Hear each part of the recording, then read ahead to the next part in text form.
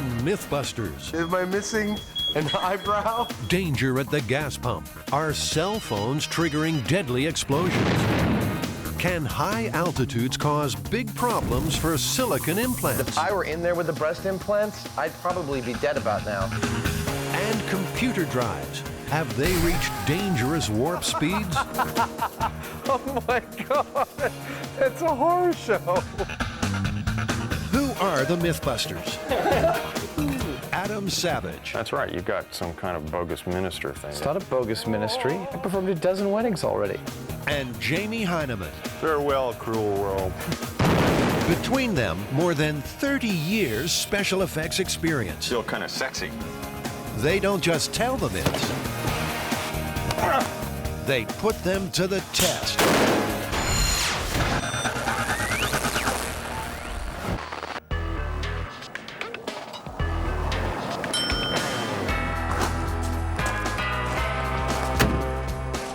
Hey, wake up, farm boy.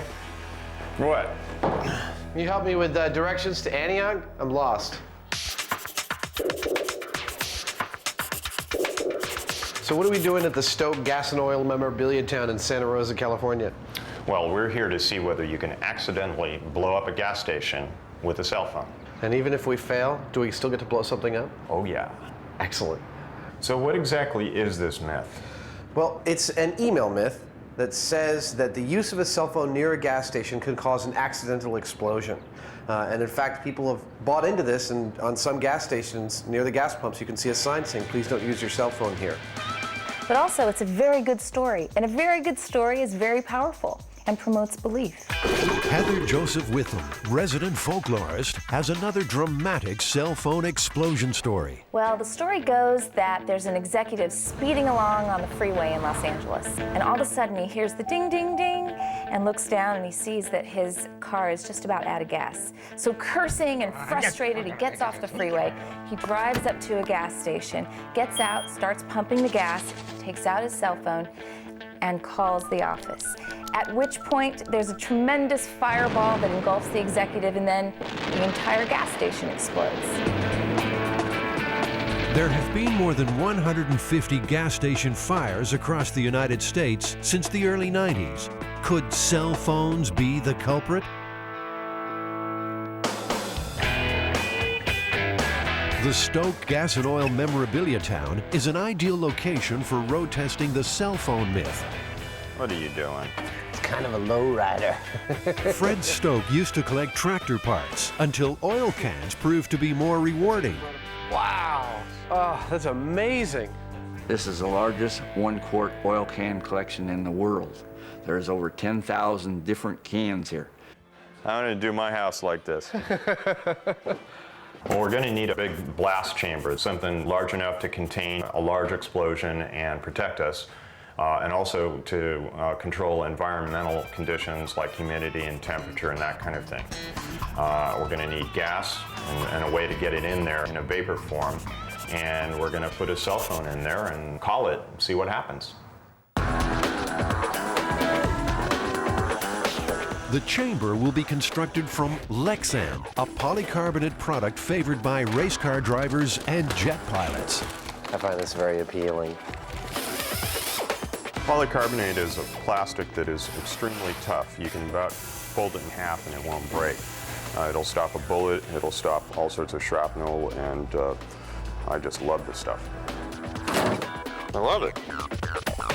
Anticipating a big bang, the guys are constructing the chamber with a failure point, the center of the two halves of the box. So that if the blast is too big, instead of the Lexan failing or the aluminum welds failing, the box itself will just poof, separate into two halves. Like a clamp. Yeah. The blast we might deal with might be a lot larger than we think, and so building in a failure point for this so that it can fail safe seems like a good idea. Plus it'll look really cool. Oh yeah, it'll definitely look really cool. Considering Americans pump gas around 12 billion times a year, there are plenty of opportunities for disaster.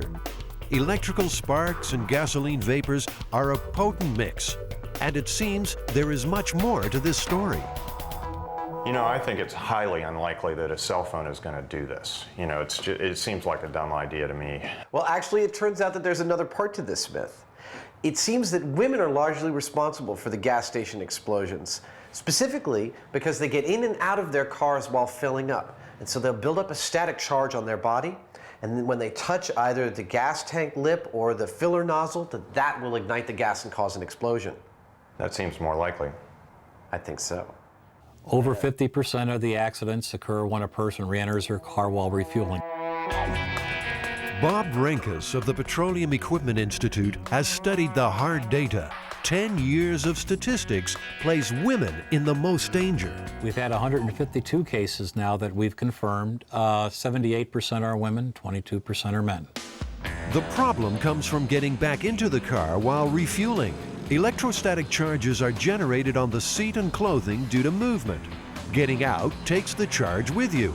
So if your first touch is near the open fuel tank, the resulting discharge spark could be deadly. So, silver car, not getting in, he's done. A MythBusters stakeout showed very clearly that women were more likely to get back into the car while the gas was pumping. When you broke it down to percentages, women were actually 6 times more likely to get back in their cars than men were. To investigate this second theory, static electricity, they'll also need to build a device that generates body-to-clothing friction and hopefully create a big spark. So the MythBusters are shopping for something shocking. So do you ever have customers come in and say, could you sell me something different? This one causes too much static shock when I wear it? No, but they've said this causes too much shock. All right. Yeah, we have to define our terms here, I guess. Right. Yeah. Should we get 2? 2 of each? Why do we need 2? Well, 1 for each of us to wear. Well, if we're going to get 2 of them, we might as well get... Yeah, why don't we get one of those and one of the regular ones? Sure. Yeah. The experiment is now focused on creating and storing a strong spark. No one will be allowed inside the blast chamber, so the spark has to be discharged remotely. So this is called a Leyden jar, and it's actually just Tupperware with foil on the inside and foil on the outside. And it's an early capacitor, which is basically an energy storage device. Around 1750, in the Dutch city of Leiden, scientists discovered that 2 conductors separated by an insulator could store an electrical charge. Benjamin Franklin used it to shock his party guests, who stood in a circle while the current surged through them. Not a stunt for people with weak hearts. So the electrons are leaping off the PVC and being stored in the Leyden jar. Ooh, all right, good. Oh. Wow, I got like 3 shocks from there. With the shocking garments in hand, they're off to the auto yard to find a suitable car seat.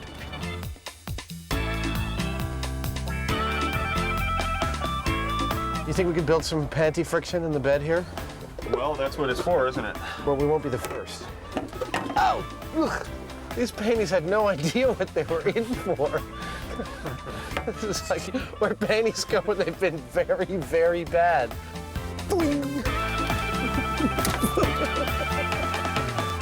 I mean, I don't know which one actually to go with anymore. At this point, it's just like a sea of rubbing and vinyl and wet car seats. It's like high school. That's actually good. I got more of a charge off of this than anything yet.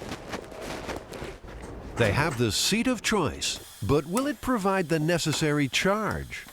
I don't see any sparks. Watch this. Ooh. Back at Fred Stokes Gas Museum, the fire department has arrived to supervise the experiment. So, is it cell phones or static sparks that cause gas station fires? Well, let me see. We've got a crash test dummy with his legs removed. We've got a panty-static generator with leopard fur and panties wrapped around it. It's not exactly hard science. Nonetheless, the firemen want a much smaller bang. Too much gasoline vapor inside the chamber, and it becomes a very large bomb. What's the potential? What could go wrong? Break all the windows around here. You know, that'd probably be the worst case. I don't want to see that happen. Jamie wants a big boom. Down, boy. Down, boy. He's being a little conservative, which is his job, and I appreciate that. We will still try to get the biggest explosion we can. Time for the fire protection suit. Delivering the gasoline to the chamber is Jamie's responsibility. He will use an aerosol device to spray high concentrations of flammable fuel vapor directly inside the blast chamber. So I rigged up the cell phone in there. Okay. When I call it, it says detonate. Very cute. Okay, we're gonna start the fuel. You guys ready? For gas to explode, you need the right mix of fuel and air. As the concentration edges towards the flammable level, their gas meter emits a warning. Okay. Go behind the thing. The chamber is primed and ready for the cell phone blast test. Calling now. Hello, explosion. Hello? Hello?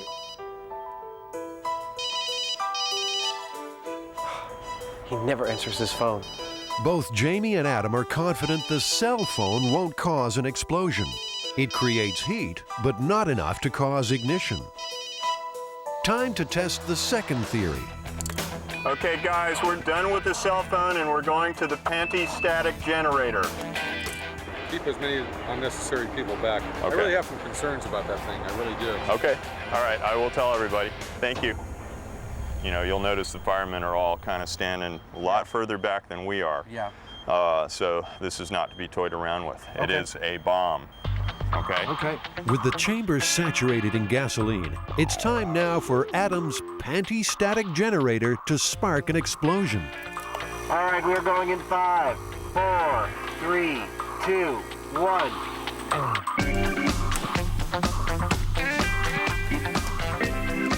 We should have had a spark right about then. Come on, baby. Okay, I've gone through what should have been like at least 3 sparks so far. Okay. Even with sparks and the heavy fuel load, the gas will only blow if conditions are absolutely optimal. So far, nothing is happening. How hard can it be to blow up a room full of gasoline? My guess is just wrong mixture. Just that simple. Wrong mixture. That's it. We're packing up and we're gonna go home. With our tail between our legs. So it's back to the drawing board to see if cell phones or static sparks can cause gas pump fires. Ignition is still proving to be difficult, but the personal flashpoint is rising. Oh, wait, hold on, Adam, before you break up all afternoon's work. Give me just a sec. I thought all 4 sides were taped. You're a nice guy and all, but sometimes you're a bull in a china shop. I'm not gonna respond to that. Working with a smaller blast box should help them figure out the right fuel-air mix to achieve ignition. You know, all of that spray presents a lot of surface area, and I think it's probably sinking down and collecting right at the ground. My guess is that one of our mistakes with the big chamber was that we had the ignition source too far above the ground. So let's just see whether this works.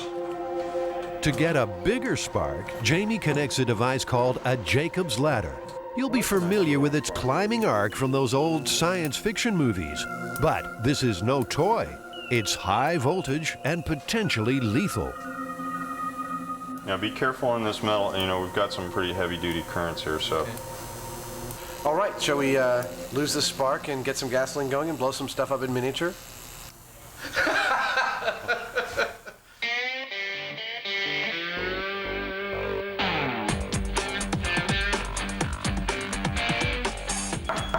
Is gasoline flammable? You'll find out after this. 4, 3, 2.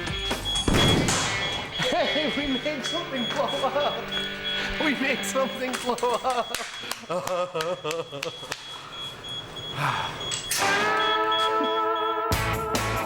Adam has improved his Leyden jar. The heavy-duty version will provide a potent spark. And finally, they are getting an ideal blend of fuel and air. Well, I lost a lot of hair on my arm. How about that? It definitely works. Okay, now I'm afraid. Adding more gasoline won't guarantee a bigger You blast. watch yourself there, hombre. The critical mix needs more air. That's probably it. That's probably all that it takes. You think there's anything left of a fume in there? Go, go, go. Okay, here I go. Let's talk more sparks.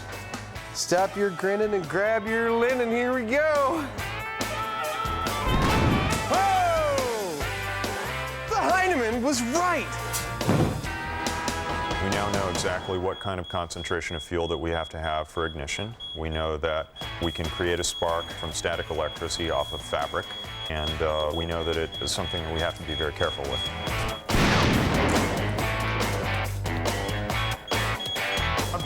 I'm fine. Am I missing an eyebrow? I am missing an eyebrow, aren't I? You lost a lot of hair up there. You're kidding me. No. You're all right. It's not gonna. It won't look weird after a day or two. I think it took him about 5 seconds to worry about whether he's going to look funny for his date. I have a date tomorrow. Is it survival more important or sex? All in the name of science. Okay, that was probably one of the stupidest things I've ever done. No problem now with the static spark. The mix is right and ignition comes easily. But what about the cell phone? Will it prove to be the cause of gas station fires? Nada. Niente. Second call. No explosion. So, Bob, have you heard of this myth regarding exploding a gas station by using a cell phone? Not only did I hear of it, I'm quoted in the myth that says, Mr. Rinkus says, don't use cell phones. They can cause fire at the pump. That email's gone around, and people take that literally because they are believing everything they see in emails, unfortunately.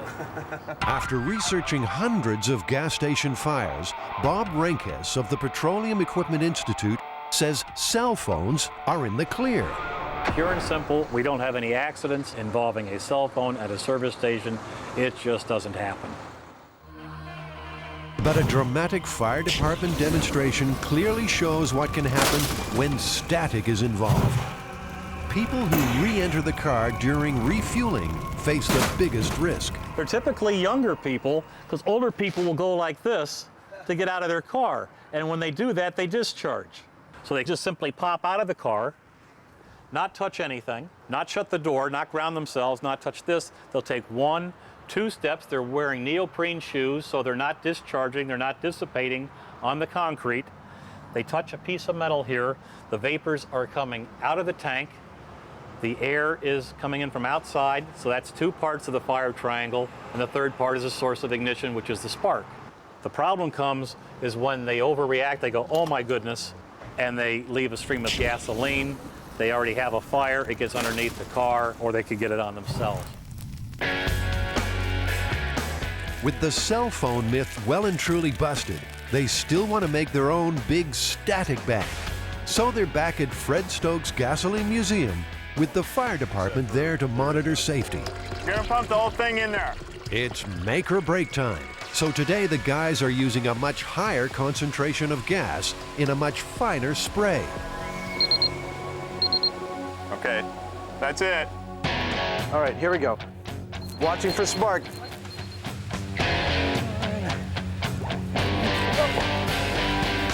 Despite a heavy saturation of gasoline vapors, still no blast. This is a pain in the butt. You know, we got the darn thing so it's foggy with gas fumes in there, and no boom. What are you gonna do?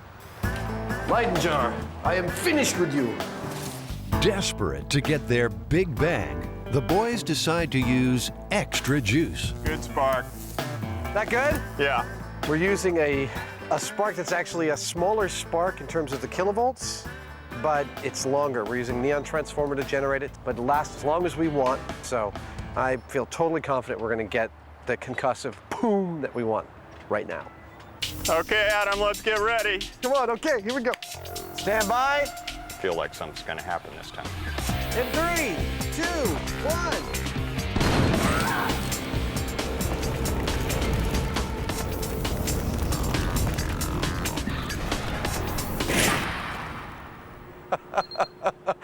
Wow, I forgot to watch. That was really cool.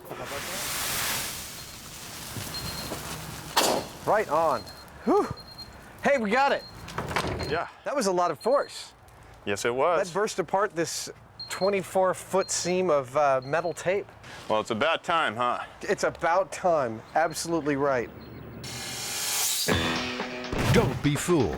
Gasoline vapors and a strong spark under the right conditions spell danger at the fuel pump. Bob, what is your recommendation if there is a spark, if there is ignition? What should you do? If you discharge here and you get a spark, don't be a hero. Don't take your nozzle out. Your gas tank will contain the gasoline. We don't want any gasoline spilling on the forecourt or on the pavement. Stand away and notify the station immediately. Adam, what do you reckon? Myth busted? Absolutely. This myth is definitely busted.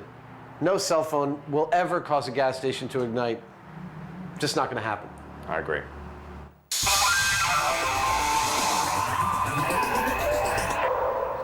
Jamie. Yo. I got breasts. Check this out.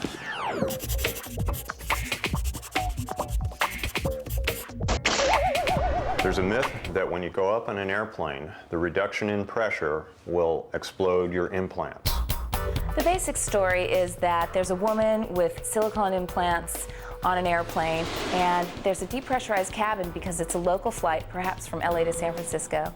And as the plane goes higher, the implants get bigger and bigger and bigger and bigger until finally they explode as she's walking down the aisle to the lavatory to see what's going on with her implants. There we go.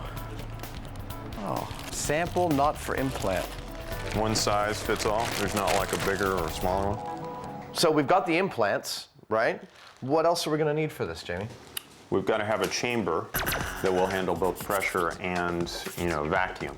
So positive and negative pressure. Yeah, and we've got to have a vacuum pump or pressure pump, and to make it look good, put the implants in a body of some sort, maybe The ballistics gelatin would be perfect for that. We could make up a torso out of ballistics gelatin and put the implants in. It'd be very close to skin, so we could probably see, if there was any real movement. And the gel is clear, so we can see what's going on. Yeah.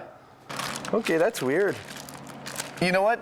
Since I've never owned a pair, I don't know what they're supposed to feel like, but these feel pretty good. It just makes me feel more like a woman. Right, it's giving me the creeps. Come on, take those off.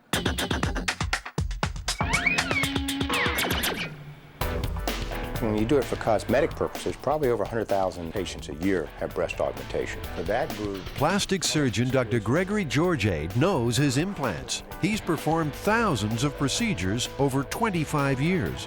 I have heard the myth, and you'd be not infrequently asked by patients, who had active lifestyles if they were going to skin dive, what would happen in their implants or what would happen in decompression in an airplane. And that was a common question. Have you ever heard any fantastic stories about this actually occurring?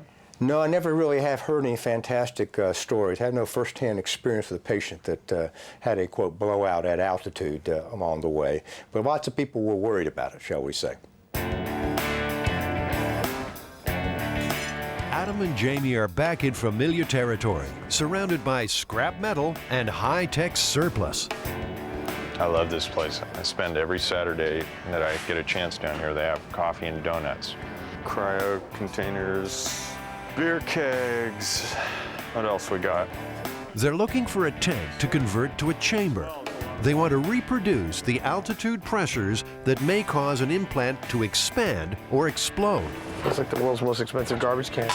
Yeah. Now there's a tank. Unfortunately, it feels like it's maybe 2,000 pounds or so. I see one back here that's starting to look like... Oh my Lord! You have to come here and look at this. By the looks of this is, not ultra high pressure, but it's pretty good. Look at the thickness on those. I love it when I find this kind of stuff. I mean, this is so cool. This is like sci-fi right here. Probably cost somebody maybe 30 or 50 grand new, I don't know. But it's just a beautiful piece of hardware. I get such a kick out of this stuff. How much does he want for it? It's going to be by the weight of the aluminum, I'm sure. God bless them. I don't care what it was. Just tell me how much it weighs.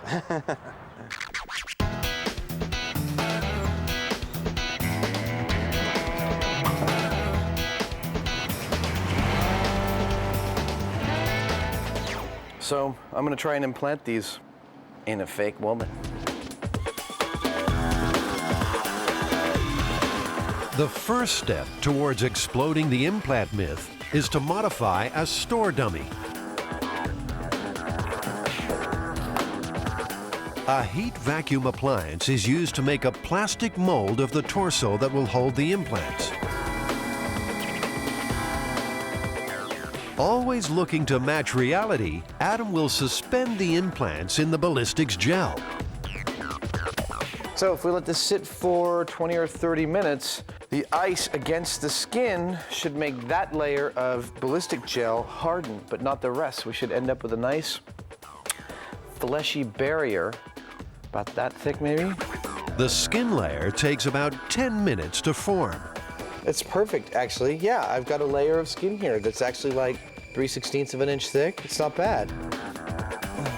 Now it's just a matter of putting the implants into place.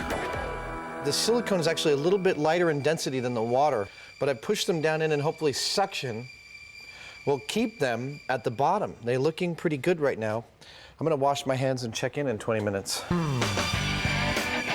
The important job is to make the chamber as airtight as possible. Some portholes are welded shut, while others are replaced. And finally, an air pressure gauge is fitted. Adam's gelatin torso has set. The implants are holding. Go. Look at that. It's a thing of beauty. Oh my God, I've done it! All right. As a parallel experiment, Jamie places an implant in a jug of water. Any changes should be easy to see. If we find that the implant is actually expanding, the water level will raise, and we can measure that. Adam calibrates an easy-to-read altitude guide for the gauge. The chamber is sealed. So are we ready to go? For the first test, the implants are subjected to typical in-flight cabin pressure, which for passenger comfort is equivalent to around 8,000 feet above sea level. Okay. There. What I see is the bubbles that were on the surface of the implant have gotten larger, and it's maybe raised the water level a minuscule amount as a result of that. Right. But I don't see any expansion of the breast itself. All right, shall we take it up to, let's say, 30,000 feet? The big test comes as the chamber matches an altitude of around 30,000 feet, an impossible height for humans unless flying in a pressurized cabin. I mean, it doesn't look like much, but if I were in there with the breast implants, I'd probably be dead about now. Your lungs would fill with fluid, your head would, compress. It's just a whole bunch of conditions. None of them are pretty. You'd probably pass away in about 10 minutes at that height. Despite the negative pressure of high flying, the implants appear unchanged. We've seen the implants at about 8,000 feet. Then we bumped it up to around 35,000 feet or so.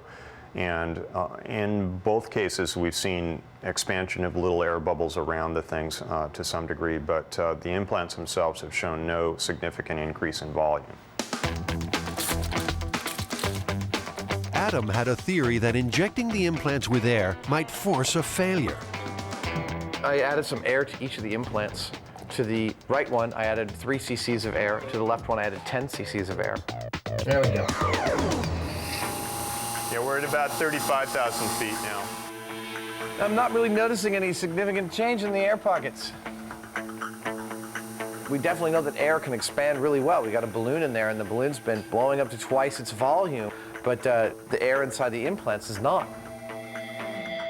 I didn't really notice any difference at all. Me neither. Yeah, I mean, effectively nothing. Nothing much happening at altitude, so Jamie hooks up a small chamber to emulate the high pressures of deep sea diving. He didn't figure on explosive results. We had a seal blow. Are you guys all right? It sounded like you shot an elephant. Yeah, it kind of hurt my ears too. No one hurt, but Jamie had a close call. Rapid changes in pressure can cause serious hearing damage. No changes to the implant at high pressure, so it's back to the large chamber for another low pressure altitude test. Within a few minutes, it's taken the equivalent of a rapid trip from the ocean's floor to the summit of Everest. Shall we go up to 30,000 feet?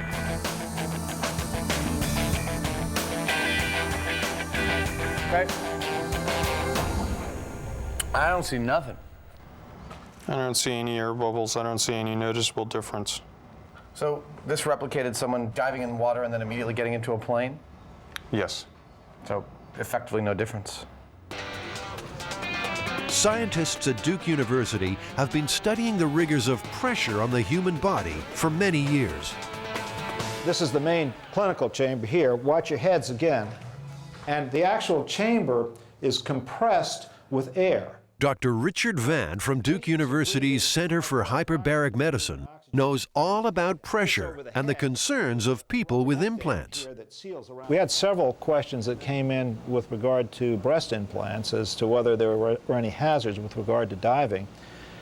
And as a result, we decided we might do a study, and so we approached some of the plastic surgeons who we'd been working with. Well, we found that basically in anything that the patient could survive, it wasn't going to be an issue.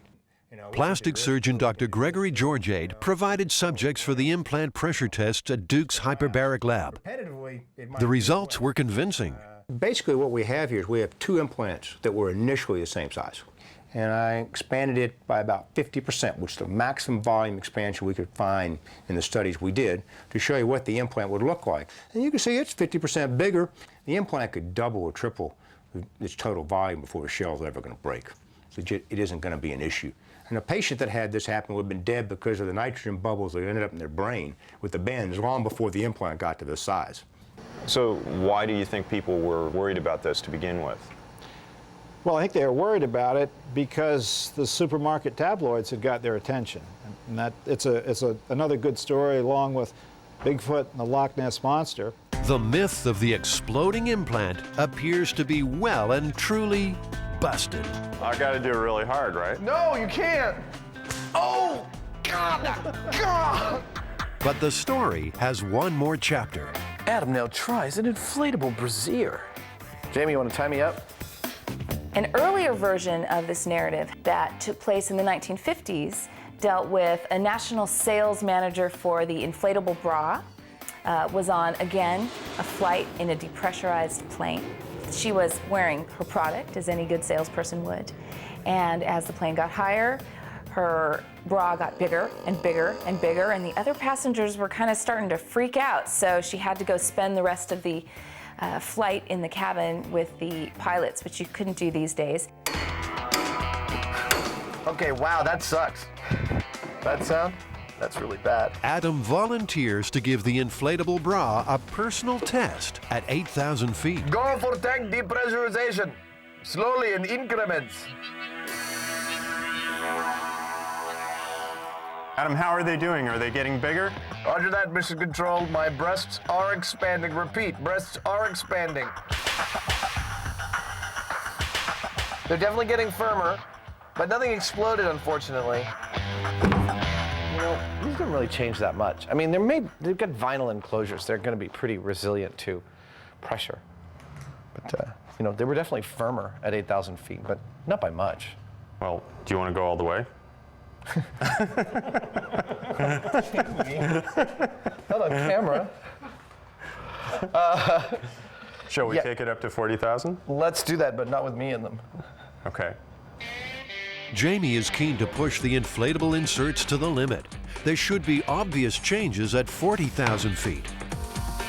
Those puppies are looking pretty taut.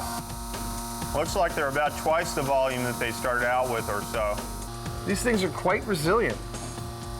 I'm not sure they're going to blow. Even at an intolerable 40,000 feet, these inflatable inserts are in no danger of exploding. What do you think? We can see them all expanding individually. Always looking for a novel twist, the MythBusters loaded food items into the tank for some frivolous science. Hey, the marshmallows are definitely expanding. They're lethal. Oh, hey, we have a rupture in one of our cream-filled cakes. Look at that. Oh my Lord. Yeah. I'd say the snowballs are much larger now. They're coming off the plate. I think this just goes to show that if you're a paratrooper and you got one of these cream-filled confections in your pocket of your uniform, you better be careful.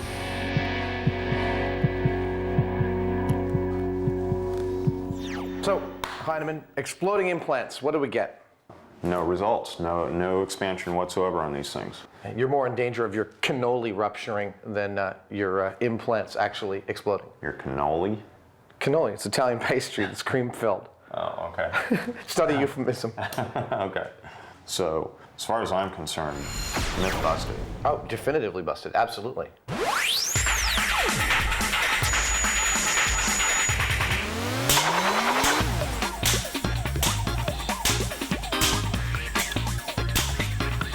Oh, must test CD-ROM.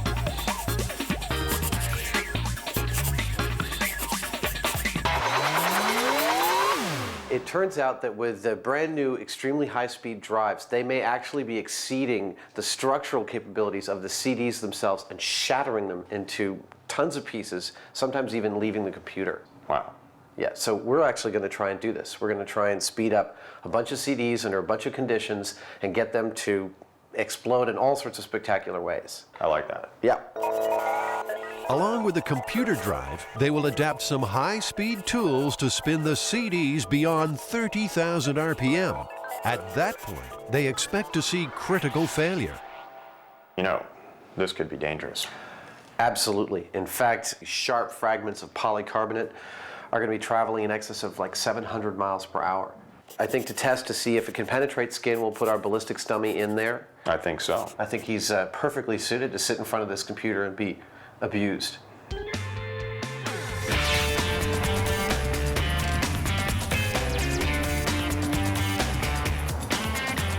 We are driving through Silicon Valley on our way to one of the largest computer recyclers in the Bay Area, and if anyone's going to have a high-speed, like 52-speed CD-ROM drive for us to test, it's going to be them. If there's something better than a computer store and a shopping cart, I'm not sure what it is. This is Adam's Life 3.0. I need to get a couple towers to put these in. What I'm trying to test is the idea that, you know, these ultra-fast drives have actually exceeded the physical limitations of the CDs and shattered them inside the case. Have you guys ever had that happen? There has been a couple cases. One customer in particular did bring back a CD-ROM drive, had some contents rattling inside. As we opened it up, we discovered that the CD itself is shattered completely into many, many pieces. That's the one I remember notably. Yeah. That sticks out in my mind. Yeah. Mm-hmm. So, yeah, let's get this one. 145. 145. Hey, how about that? Okay. Good enough?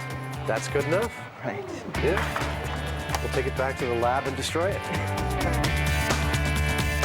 CD manufacturers are aware of developments. David Bunzel from the Optical Storage Association has been tracking the stories. And it seems that much of it relates back to an article that was generated by a PC journalist based in Sweden. And he was able to do some testing that he suggested at 30,000 RPM, which would approximate a 52x CD-ROM drive, that they would explode. Over time, we've talked to various people in the industry, and it seems to be very difficult to replicate.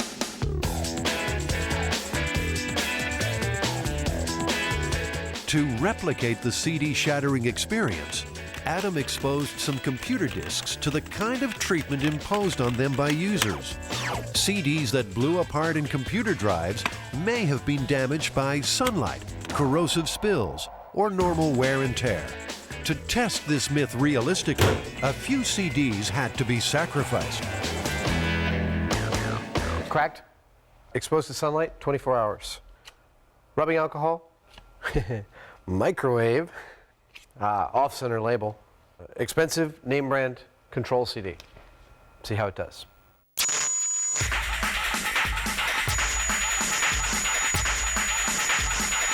I've just installed Windows on this computer so that I can install this drive externally, and hopefully we'll be able to operate it while being able to view the CD spinning.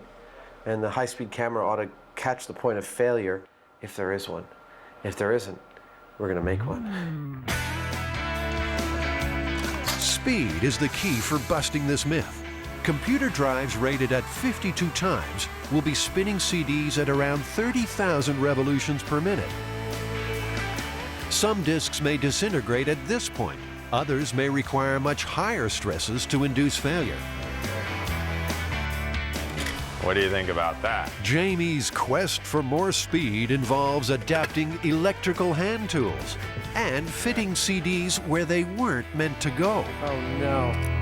Is that sweet or what? No, it's pretty special. Worth a trip to the store? How fast is it? This is rated for 10,000 RPM. So I'm going to run the 30,000 RPM router into this and out the other side. Are you sure that this is a balanced enough mechanism to handle 6 times its current load? It says it's heavy duty. Adam is cooking up a ballistics dummy to be placed in the shatter zone for a dramatic demonstration of possible injury. It's made from gelatin, a substance which, when set, closely matches human skin and flesh.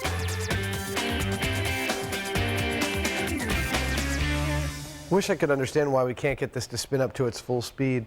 We've done everything we can to get it to max out, and it may just be that the computer's not fast enough to read it as fast as 56 speed.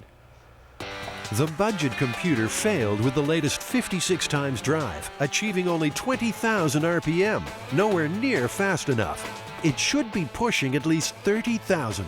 Jamie has another plan. Frankly, I'm terrified of Jamie's drive. He's built the equivalent of a 300-speed drive in there.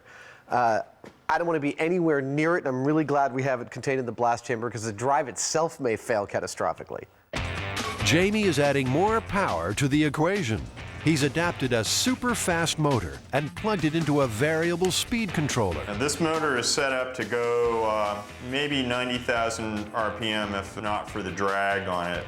I'm guessing it might go like 80. Ought to go faster than it's supposed to though. Oh, this is cool. Wow. Look at me, I'm a god. Doesn't look much like you, Adam. Looks exactly like me. Look at that. You know, I've always wanted a 6-pack. Closer to the center. Okay, there we go. All right. Doctor, the patient is ready. Revving CDs up to demolition speed is the aim. Jamie's customized drive is about to get its chance. Contact.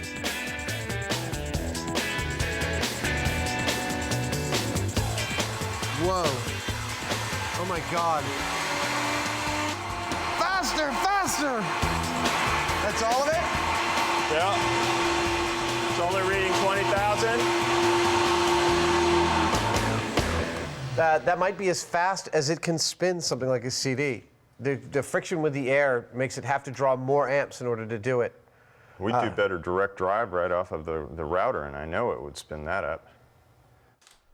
They're still unable to get to the required 30,000 RPM. But the workshop has other fast tools. Lathe, 2,000 RPM. Bench grinder, 3,500 RPM. Dental drill, 60,000 RPM. Air turbine. I'm not sure how fast it's going, but it's awful fast.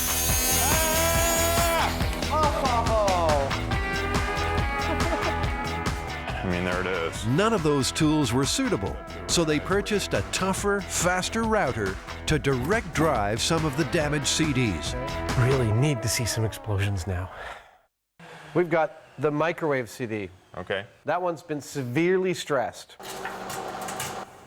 Adam is convinced the CD he fried in the microwave will not withstand the forces. All the way, baby. All the way.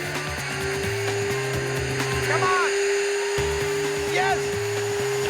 Could this be it? Everything else is coming off. Oh! Yes! It just goes to show that you shouldn't microwave a CD and then put it in your drive.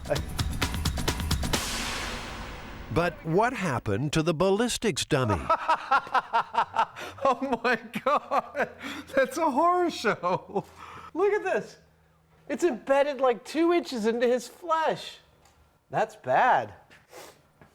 To imitate a computer drive, Adam and Jamie set up a high-speed run with a CD mounted in its plastic tray. Ready? Here we go. That's 25,000, 24. See, I'd turn my computer off if it was making that noise. Oh!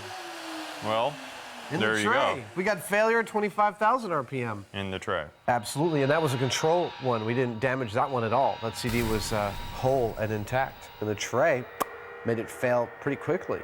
Yeah, you can smell the burning plastic from it. Yeah, here, look. Yeah. Even the computer drive's metal shield is given a solid microwaved CD workout.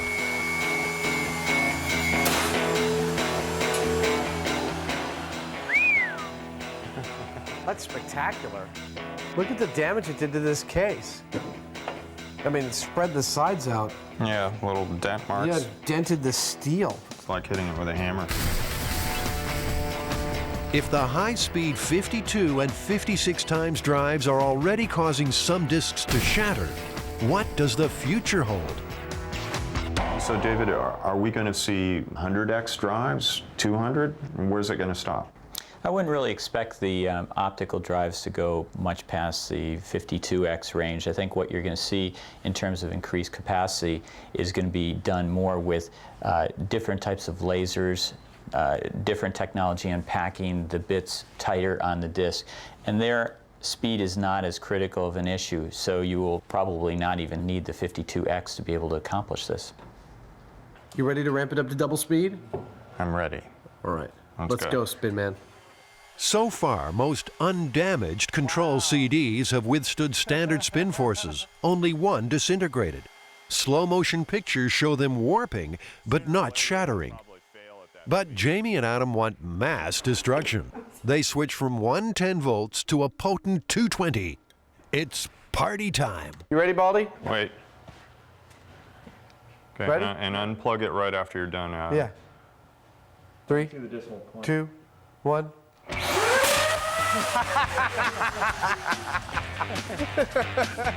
Next one. It's like lighting a match under the thing.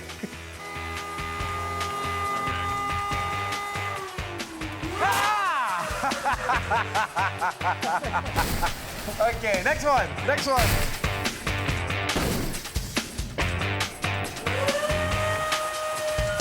Oh, couldn't take it. Plug it. I think it actually blew the router, though. We're done, I guess. I think we've done a good day's work here. Any day we create that much shrapnel is a good day. That's astounding. I mean, it's like almost like Christmas. So listen, even if one blew up in your computer, would you be at risk? No. Why not? Well, maybe if you open the thing up and put your eye right in there, but See, that's just the sort of thing I might do. Well, there are easier ways to poke your eye out, I suppose. Now, are you worried about CDs exploding in your computers? No. I have three computers that sit around me, and I don't sit there with any concern that I'm going to have fragments flying at me. Given the millions and millions of CDs that are out there being burned all the time, and the maybe dozen cases that we've heard of this happening, it's pretty much almost a non-event. I agree. It's not something the average buyer has to worry about. Highly, highly unlikely.